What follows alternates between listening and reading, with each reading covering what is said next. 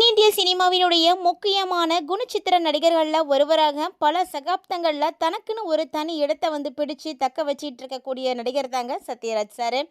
So அவர் பார்த்தீங்கன்னா தற்போது ஒரு சில விஷயங்களை வெளியிட்டிருக்காரு. அதாவது அவருடைய மகள் திவ்யா சத்யராஜ் தொடர்பாக சமூக வலைத்தளங்களில் மற்றும் யூடியூப் தளங்களில் பரவி வரக்கூடிய தகவல்களை குறித்து அவர் ஒரு விளக்கத்தை கொடுத்துருக்காருங்க. அந்த விளக்கம் தான் இப்போது மிகப்பெரிய பரபரப்பை ஏற்படுத்தியிருக்கு அப்படின்னே சொல்லணும். ஸோ அப்படி என்ன விளக்கத்தை அவர் கொடுத்துருப்பாரு, திவ்யாவினுடைய வாழ்க்கையில் என்ன நடந்துச்சு, என்ன சமூக வலைதளங்களில் பதிவிட்டிருந்தாங்க அப்படின்றத பற்றியெல்லாம் நம்ம தொடர்ந்து இந்த பதிவில் பார்க்கலாம். உங்களில் யாருக்கெல்லாம் சத்யராஜ் சாரை ரொம்ப பிடிக்குமோ மறக்காம வீடியோக்கு ஒரு லைக் பண்ணிக்கோங்க. தொடர்ந்து இந்த மாதிரியான அப்டேட்ஸ் எல்லாம் நீங்கள் உடனுக்குடன் பார்த்து தெரிஞ்சுக்கணும் அப்படின்னு ஆசைப்பட்டீங்கன்னா மறக்காம நம்ம சேனலை சப்ஸ்கிரைப் பண்ணிட்டு ஃபாலோ பண்ணிக்கோங்க. வாங்க இப்போ வீடியோக்குள்ளே போகலாம். நல்ல குணச்சித்திர நடிகர் அப்படின்னா சத்யராஜ் சார் தான் சொல்லுவாங்க. ஏன்னா அவர் பார்த்திங்கன்னா எல்லா ஆக்ட் கொடுத்தாலும் சூப்பராக ஆக்ட் பண்ணிட்டு போயிடுவார். அதாவது இப்போ பார்த்திங்கன்னா அவர் தமிழில் மட்டும் நடிக்க கிடையாதுங்க, தெலுங்கு உள்ளிட்ட பல மொழி திரைப்படங்களிலும் தொடர்ந்து நடிச்சிட்டு தான் இருக்கார். இன்னும் சொல்லப்போனால் இன்னுமே பிஸியாக தான் நடிச்சிட்ருக்காரு. திரைப்பட உலகத்தில் தொடர்ந்து செயல்பட்டு வந்தாலுமே கூட சமூகம் மற்றும் அரசியல் சார்ந்த விவகாரங்கள் அப்படின்னு வரும்பொழுது அவர் யாருக்கும் பயப்படுறதே கிடையாதுங்க. அதாவது அவருடைய வாழ்க்கையில் அவர் சொந்த விருப்பு வெறுப்புகள் எதையுமே பொருட்படுத்திக்காமல் தன்னுடைய கருத்துக்களை வெளிப்படையாக தெரிவிச்சிட்ருக்காரு. இப்படியே அதிகமாக தன்னுடைய கருத்துக்களை சொல்லிட்டு இருக்கிறதுனாலையோ என்னவோ அடிக்கடி செய்திகளில் இடம்பெற்றாரு. ஸோ அப்படித்தான் அவருடைய மகளான திவ்யா சத்யராஜ் தொடர்பாகவும் சமூக வலைத்தளங்களில் ஒரு செய்தியானது பரவி இருந்துச்சு. சமூக வலைத்தளம் மற்றும் யூடியூப் சேனல்களில் பரவி வந்த அந்த தகவல்கள் குறித்து சத்யராஜ் சார் ஒரு விளக்கத்தை கொடுத்துருக்காருங்க. அதாவது குறிப்பாக ஒரு புகைப்படத்தை மட்டும் வச்சுக்கிட்டு அதை மட்டும் அடிப்படையாக வச்சு எந்த ஒரு விஷயமும் பேசக்கூடாது. ஒரு புகைப்படத்தை அடிப்படையாக வச்சுக்கிட்டு பரப்பப்படக்கூடிய இந்த தகவல்கள் எல்லாமே உண்மைக்கு புறம்பானது அப்படின்னு அவர் திட்டவட்டமாக மறுத்திருக்காரு. சமூக வலைத்தளங்களில் நம்ம தெரிஞ்சோ தெரியாமலோ பதிவேற்றம் செய்யக்கூடிய ஃபோட்டோஸாக இருக்கட்டும், வீடியோஸாக இருக்கட்டும், நம்மளை அறியாமலேயே ஒரு சர்ச்சையை ஏற்படுத்தி கொடுத்துருது. அப்படித்தான் இப்போது திவ்யா சத்யராஜினுடைய புகைப்படமும் பார்த்திங்கன்னா ஒரு பெரிய பரபரப்பை ஏற்படுத்தினதுங்க.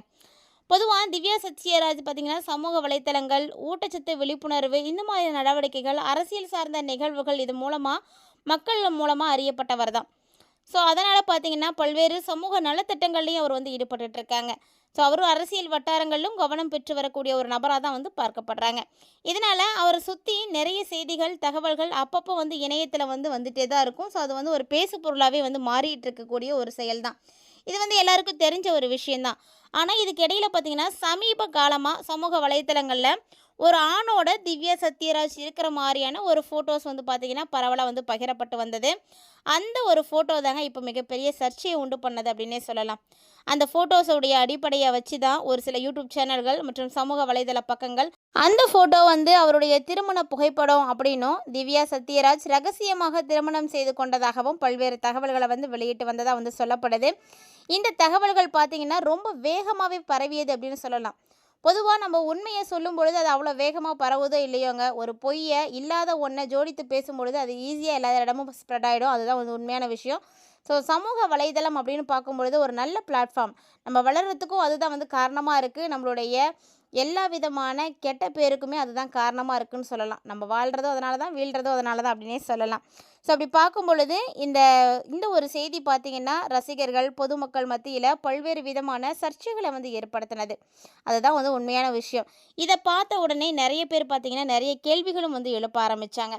ஸோ உண்மையிலேயே திவ்யா சத்யராஜ்க்கு திருமணம் ஆயிடுச்சா, இல்லை இவங்க ஏதாவது தவறான ஒரு உறவில் இருக்காங்களா அப்படின்ற மாதிரி நிறைய கொஷின்ஸ் வர ஆரம்பிச்சுது. ஸோ இதுக்கப்புறம் தான் சத்யராஜ் சார் என்ன பண்ணார்னா அதிகாரப்பூர்வமாக ஒரு அறிக்கையை வெளியிட்டார்.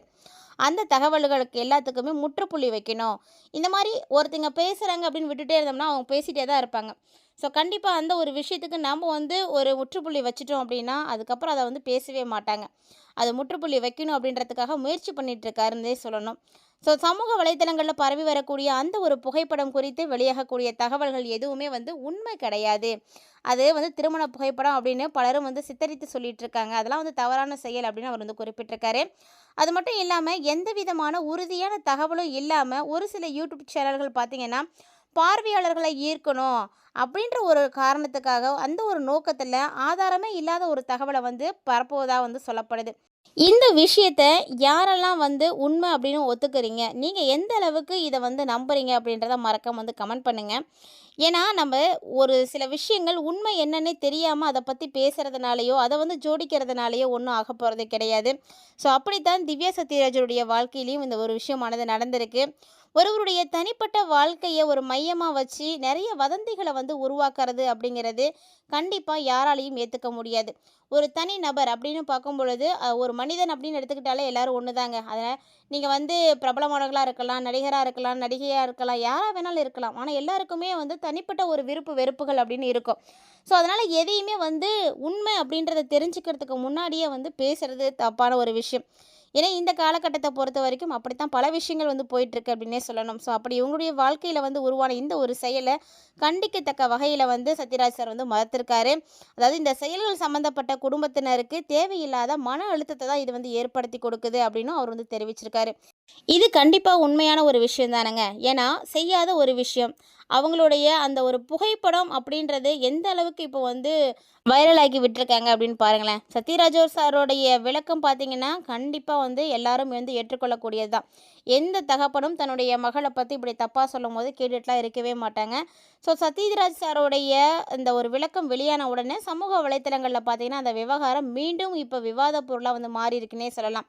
பல ரசிகர்கள் அவருடைய அறிக்கையை வந்து ஆதரித்தும் கருத்துக்களை வந்து பதிவிடுறாங்க. உண்மை தெரியாம செய்தி வெளியிடுறது தவறு அப்படின்னும், பிரபலங்களுடைய தனிப்பட்ட வாழ்க்கையை வந்து மதிக்கணும், வதந்திகளை நம்புறதுக்கு முன்னாடி உண்மையை வந்து சரிபாருங்க அப்படின்ற மாதிரி நிறைய கருத்துக்கள் வந்து இப்போ அதிக அளவில் வந்து பதிவாகிட்டு இருக்கு. ஸோ, இருந்தாலுமே கூட சமூக வலைத்தளங்களை பொறுத்த வரைக்கும் ஒரு 50க்கு 50% பார்த்தீங்கன்னா போலியான விஷயங்களையும் வந்து பதிவேற்றம் செய்கிறாங்க. ஸோ, எது உண்மை பொய் அப்படின்னு தெரிஞ்சிக்காம எந்த ஒரு விஷயத்தையும் செய்ய வேணாம். அது மனதளவில் எல்லாரையுமே வந்து கஷ்டப்பட வச்சிடும். ஸோ, நடிகர் சத்யராஜ் சார் பார்த்தீங்கன்னா கடந்த ஒரு சில ஆண்டுகளாகவே திரைப்பட பணிகளோட அரசியல் கருத்துக்களாலையும் அடிக்கடி வந்து கவனம் பெற்றிருக்கிறாரு. தேர்தலுக்கு முன்னாடி அவர் பல்வேறு அரசியல் கருத்துக்களை வந்து வெளிப்படையாக வந்து பேசியிருந்தார். இது பார்த்தீங்கன்னா மிகப்பெரிய விவாதத்தை வந்து ஏற்படுத்தியிருந்தது. குறிப்பாக நடிகர் விஜய் குறித்து அவர் முன்வைத்த விமர்சனங்கள் அரசியல் மற்றும் திரையுலக வட்டாரங்களுக்கு மத்தியில் பார்த்தீங்கன்னா பரவலாக வந்து பேசப்பட்டது. ஆனால் அந்த கருத்துக்கள் வந்து ஆதரவும் எதிர்ப்பும் கலந்த எதிர்வினைகளை வந்து உருவாக்குனுச்சு. ஸோ, இந்த சமயத்தில் அவர் ஆல்ரெடி அந்த ஒரு விஷயத்தில் இருக்கும் பொழுது இப்போது அவங்களுடைய மகளை வைத்து ஒரு சில விஷயங்கள் வந்து பரப்பி இருக்கிறது எந்த அளவுக்கு சரி அப்படின்ற மாதிரி எல்லாருமே வந்து யோசிச்சுட்டு இருக்காங்க. பொதுவாகவே சமூக ஊடகங்கள் அப்படின்னு பார்க்கும் பொழுது அந்த ஊடகங்களுடைய வளர்ச்சி தகவல்களை வந்து ரொம்ப வேகமாக மக்கள்கிட்ட வந்து கொண்டு செல்லக்கூடிய வசதியை வந்து உருவாக்கி இருக்கக்கூடிய நிலையில் அந்த நேரத்தில் தவறான தகவல்கள் உறுதி செய்யப்படாத செய்திகளை வந்து பரப்பதற்கு வாய்ப்பையும் வந்து ஏற்படுத்தியிருக்குன்னே சொல்லணும். பல நேரங்களில் புகைப்படங்கள் வீடியோக்கள் முழுமையான பின்னணி விளக்கம் இல்லாமையே வந்து பகிரப்பட்டு இருக்கு. அதையெல்லாம் அடிப்படையாக கொண்டு பல்வேறு யூகங்களும் வந்து உருவாகிட்டு இருக்கன. ஸோ, இதனால் பிரபலங்கள் மட்டும் கிடையாது, பொதுமக்களுமே வந்து பாதிப்படைகிறாங்க. ஸோ, இந்த விஷயத்தெல்லாம் பார்த்து செய்யுங்க அப்படின்னு அவர் வந்து ஒரு சில அறிக்கையை வந்து கொடுத்துருக்காரு. இந்த விஷயம் தாங்க இப்போது சமூக வலைத்தளங்களில் வைரலாக பரவிட்டுருக்கு அப்படின்னே சொல்லணும். ஸோ, இந்த வீடியோ உங்களுக்கு பிடிச்சிருந்தது அப்படின்னா லைக் பண்ணி ஷேர் பண்ணுங்கள், மறக்காமல் கமெண்ட் பண்ணுங்கள்.